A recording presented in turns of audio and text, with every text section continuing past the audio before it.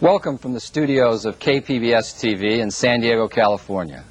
We are reaching you live through a unique and complex international telecommunications network via satellite, microwave, and cable.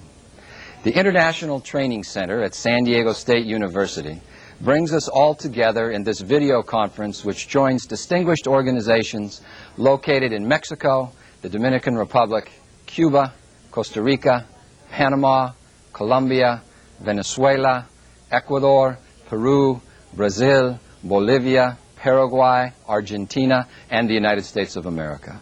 Welcome to our program on leadership and ethics in a global environment. Basic principles for organizational success. This is the fifth video conference of the ITC series, Competitive Success with a Global Focus. My name is Richard Page, and I will be your moderator for today's program. I am a private attorney with the San Diego law firm of Page and Bush, practicing in the areas of business and international law and alternative dispute resolution. Today's program is composed of 2 presentation modules and 2 question and answer sessions. We look forward to your live participation. Leadership and ethics have become increasingly important assets for organizational success in our rapidly growing global environment. The ability to positively influence groups which are geographically dispersed and which have diverse cultural backgrounds and realities while promoting team solidarity and ethical behavior in our work has become a crucial competitive advantage for public and private organizations throughout the world. This exciting video conference will present the concepts, skills, and techniques of an effective global leader, the strategies to develop creative teamwork in a multicultural environment, the concept of ethics and the devastating effect of corruption and mismanagement of funds to any organization. Our new world order requires leaders at all levels to become more effective communicators and to promote collaborative attitudes and a commitment to group goals, values, and professional behavior. Today's video conference will present key elements essential to effective leadership and business ethics in a global environment. Our invited speakers will discuss conceptual and practical perspectives that we must all consider if we want to maximize our human potential and the competitive success of our productive endeavors today and in the future. It is a pleasure to introduce to you today's speakers, Mr. Stewart Emery and Dr. Craig Dunn. Mr. Emery is a principal and senior organizational and strategy consultant with Belvedere Consultants, an international management consulting firm that works primarily with key executives and senior management teams of Fortune 500 companies. His core competencies include executive team development, management and leadership development, strategy formulation, executive coaching, and cultural and organizational change. Mr. Emery is the best-selling author of the books Actualizations, You Don't Have to Rehearse to Be Yourself, and The Owner's Manual for Your Life. Millions of people around the United States and around the world have been touched by his writing and radio and television appearances. Tens of thousands of people have attended his workshops, seminars, and speaking engagements during the last 2 decades. Mr. Emery studied economics, philosophy, and psychology at the University of Sydney before pursuing a career in advertising arts. He served as a creative director of J. Walter Thompson's Sydney office and taught design at the University of New South Wales. Dr. Dunn is an associate professor at San Diego State University and visiting professor at Rice University in Houston. He specializes in the teaching of business ethics, corporate social performance, and business ecology in the undergraduate, graduate, and executive MBA programs. Dr. Dunn holds a BS degree in marketing and finance from the California State University, Long Beach, a master's degree in business administration from California State University, Bakersfield, a PhD in business policy strategy, and philosophy from Indiana University. He has published several articles related to these topics in the Business Ethics Quarterly, the Journal of Management Inquiry, Employee Responsibilities and Rights Journal, Business Horizons, the International Journal of Management, and the Dictionary of Business Ethics. Dr. Dunn has been active in both the International Association for Business and Society as well as the Social Issues in Management Division of the Academy of Management. He is also faculty advisor for the San Diego State University chapter of Students for Responsible Business, an international graduate student organization committed to training future managers in the nuances of socially responsible business practices, and he is the recipient of the 1992 Outstanding Faculty Award for the Department of Management. Welcome, Mr. Emery and Dr. Dunn. Good morning. Let us begin with an introductory question. A recent survey in the United States, sponsored by the American Society of Chartered Life Underwriters and Chartered Financial Consultants, indicated that more than half of American workers feel pressure to consider acting unethically or illegally on the job, and that this pressure has increased in the last 5 years. One of the 4 major reasons for this trend was identified as being poor leadership. How much do you think the globalization of our economies has contributed to this? Mr. Emery? Well, it seems to me that globalization has added complexity and brought new competitive pressures to the marketplace, and complexity and pressure leaves people feeling more highly stressed, and the temptation to act unethically, I'm sure, is intensified by that. I also think it's an educational issue. We live in a world that's more technologically focused and more technology driven, and so the classical education is less valued than it used to be, and we think that's a pity, and that adds to the lack of leadership issues. Dr. Dunn. Well, I certainly agree with Mr. Emery that it isn't necessarily globalization per se which has been the problem, but an increase in competitiveness. But there is a countervailing pressure, and that is an increased sensitivity on the part of at least United States managers that what happens overseas, especially in terms of overseas labor, is something that's going to be factored into the marketplace. And so in that respect, I think there's going to be an increase in the pressure to behave more ethically as we become more sensitive to some of the human rights violations that are going on, especially in third world countries. Thank you for your comments.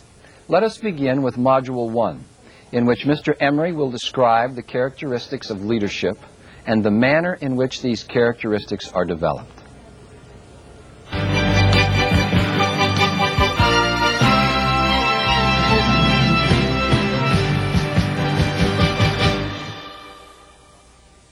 Thank you.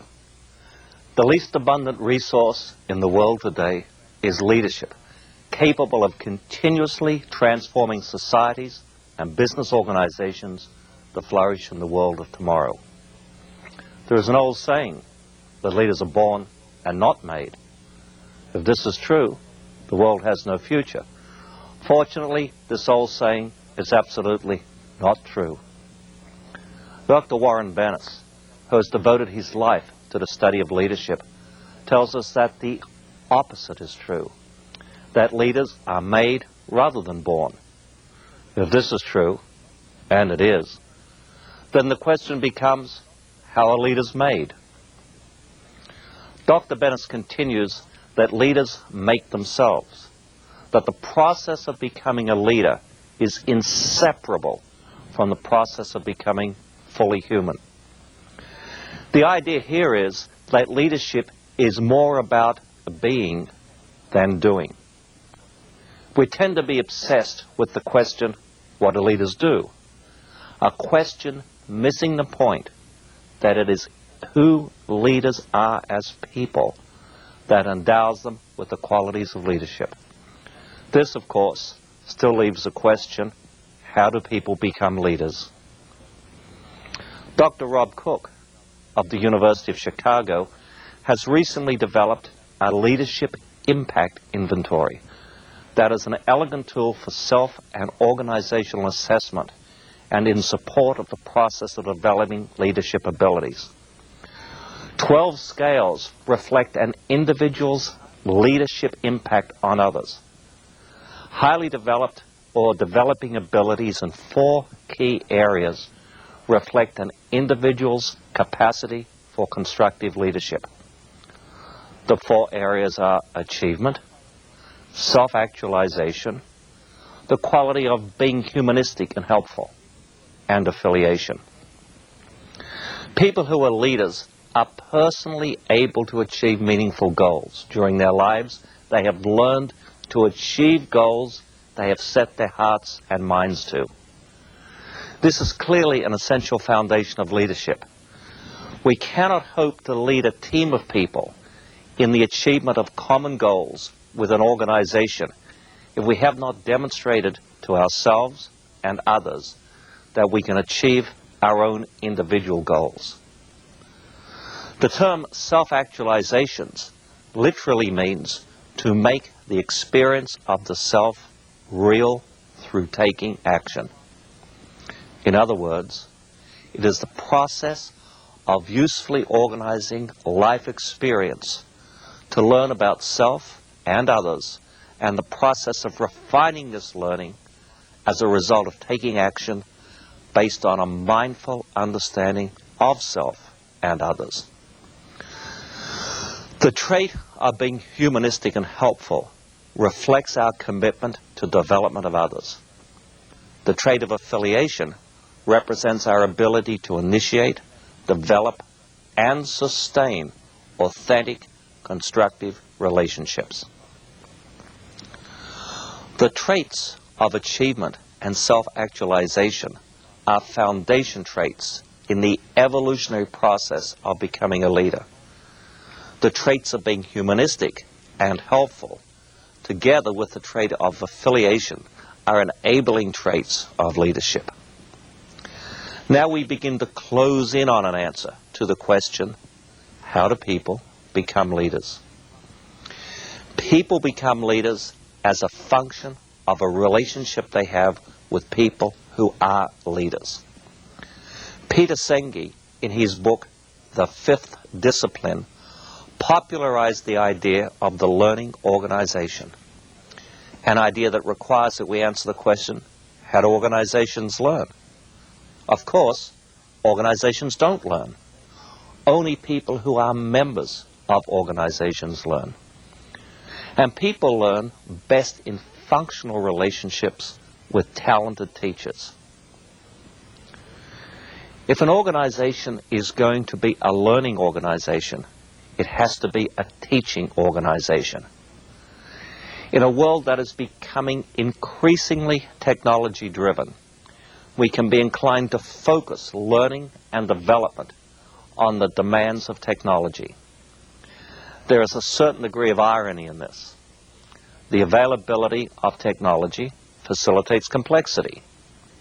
Increasing complexity can result in people feeling more inadequate and therefore more fearful. Technology cannot respond to these feelings. This requires people skills.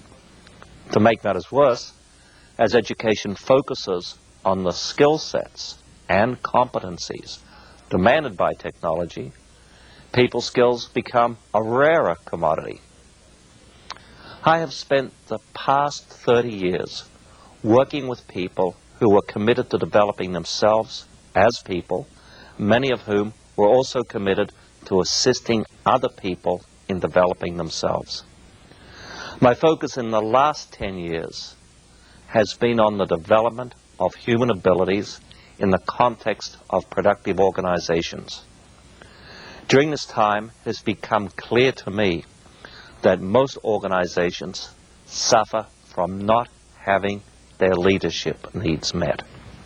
Generally, organizations are overmanaged and under-led. At this point, we return to a formula that has been introduced during earlier International Training Center video conferences. We have since rearranged the order of the symbols. I times M equals R. Intention multiplied by mechanisms equals results. Notice on the left of the equation we have a multiplier. Thus, if we want the result to be 100, then we need intention of 10 multiplied by mechanisms of 10. Included under the heading of mechanisms are work and people processes. Mechanisms are a domain of management. We think of process as being the implementation servant of intention. Through high-quality processes, we apply the assets of our enterprise to the available opportunities so that our vision becomes a reality. In the past decade, a lot of effort has been invested in the pursuit of excellence, the total quality movement, and re-engineering projects. The business results, in practice, have been mixed at best. Too often these efforts have been initiated in the absence of leadership. In the absence of leadership, excellence is elusive, the commitment to achieve total quality is not forthcoming, and re-engineering efforts either don't work or are destructive to the business. Returning to the formula, let's focus our attention on the matter of intention. In the English language, the word intention possesses a complexity of meaning. In this equation, we use the word intention in two of its primary meanings. One, the act or fact of intending, the determination to do a specified thing or act in a specified manner. Two, the end, aim, or purpose of a specific act or acts. Intention is a domain of leadership. Excellent leadership is a much less abundant resource than good management. Not too long ago, wealth creation was dependent on the ownership or control of land and natural resources. After the conclusion of the Second World War, wealth creation became largely a function of the ownership or control of manufacturing capacity. The rise of Bill Gates, founder of Microsoft, to the rank of the richest man in the world marks a new era in wealth creation. Wealth creation is now the domain of applied intelligence. In a world where the creation of economic value is dependent on applied human intelligence, our most valuable and priceless asset is people. Over the years, we've gotten pretty good at extracting value from natural resources. We've also gotten pretty good at manufacturing. We are not yet very good at leading and managing the imagination, creativity, and spirit of the people. On the graphic, under the word intention, we've added some words that are closely associated with the word intention. The words are spirit, energy, enthusiasm, commitment, determination, will, imagination, creativity, trust, values, context, culture, relationship, and leadership. The challenge: how do we lead the intention, spirit, energy, commitment, determination, will, imagination, creativity, trust, values, context, culture, and relationships of people? The solution to the challenge is not to be found in management techniques and formulas. Management techniques and formulas belong under the heading of mechanisms in our equation, which is not to trivialize their role. It is simply to recognize that they are not the essence of leadership. Returning to the idea offered by Warren Bennis, that the essence of leadership is a state of being rather than the mechanisms of doing, let's explore some vital aspects of successful organization and their winning leaders. I do not want to create the impression that winning leaders do not act. Of course they do, decisively and with courage. However, it is the state of being from which that action flows that separates leaders from the merely busy. James Autry, in his book Confessions of an Accidental Businessman, speaks to the idea of being rather well. It was not until the early 80s, when I was a senior corporate executive, that I began to understand the power of the spirit in work, the need for community and connection among workers, the opportunity for growth of many kinds that work provides. I began to believe that the manager's fundamental job, and certainly the thing that distinguishes managers who are destined to become leaders from those who are not, is to encourage that spirit and those connections. I came to believe that the long-term well-being of an enterprise and all its communities depends not so much on leaders who are great at telling what to do, but on leaders who will help people know how they are to be. In other terms, the leader's primary long-term focus should be context rather than function. How the people and the organization are to be with one another, with their employees, with their managers, with their vendors, with their customers, and with the community. The word spirit is not used here in a religious context. Rather, it is used in the context of the spirit of an enterprise. In this context, the use of the word is widespread. Our consulting business often takes me to the city of St. Louis. For as long as I can remember, I have been passionately interested in aviation. Suspended from the ceiling of St. Louis Airport is an airplane which, piloted by Charles Lindbergh, made history. It is named the Spirit of St. Louis. The terms team spirit and national spirit have been in use for a very long time. It is in this sense that we use the word spirit in the formula. Leaders are accountable for the spirit of the organizations they lead. Our consulting work on behalf of global enterprises has taught us that this human spirit is universal, therefore truly global.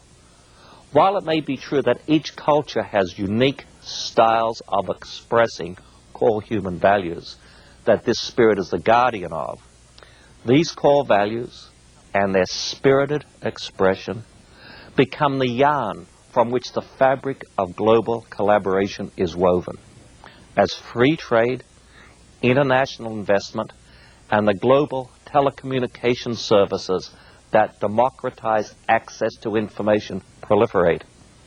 Leaders must learn to embrace a global context. This is, of course, not so easy. I have met more than a few CEOs from the United States who honestly believe they have a global perspective, but who are unknowingly trapped in a US-centric outlook. Author, consultant, and university professor Noel Tichy has a lot to say on the topic of leadership. Tichy is well known for his work with Jack Welch at General Electric. Tichy provides us with the crucial observation that successful companies are successful because they have good leaders who nurture the development of leaders at all levels of the business. These are leaders who teach people to be leaders. The myth exists that charisma is a prerequisite for outstanding leadership. Most winning leaders are not particularly charismatic. What they are is particularly effective at developing future leaders to meet the emerging leadership needs of the organization. True, leaders recognize that all people have untapped leadership potential, that all people can make quantum leaps in effectiveness and in being successful. With coaching and practice, we can all be a lot better than we are. It is never too early or too late to take on the development of your leadership qualities and the leadership abilities of others. Leaders in successful organizations understand that learning, teaching, and leading are inextricably intertwined. Our experience has been that you cannot consign accountability for teaching, learning, and development to a training and human resource development organization or other outside consultants who are not leaders. Human resource organizations and consultants can develop the teaching abilities of leaders. However, the teaching of leaders is the responsibility of leaders with a demonstrated track record of business success coupled to a passionate dedication to developing the abilities of others. Noel Tichy has determined that leaders who develop other leaders possess and utilize teachable points of view in the crucial areas of ideas, values, energy, and edge. They have high-quality ideas that they can articulate and teach to others about how to make the organization successful in its marketplace and how to develop other leaders. Leaders embody their teachable points of view in living stories. They tell stories about their past that explain their learning experiences and their values. They create stories about the future of their organizations that engage the minds and the spirit of others to build the successful future they describe. They have the ability to take people to places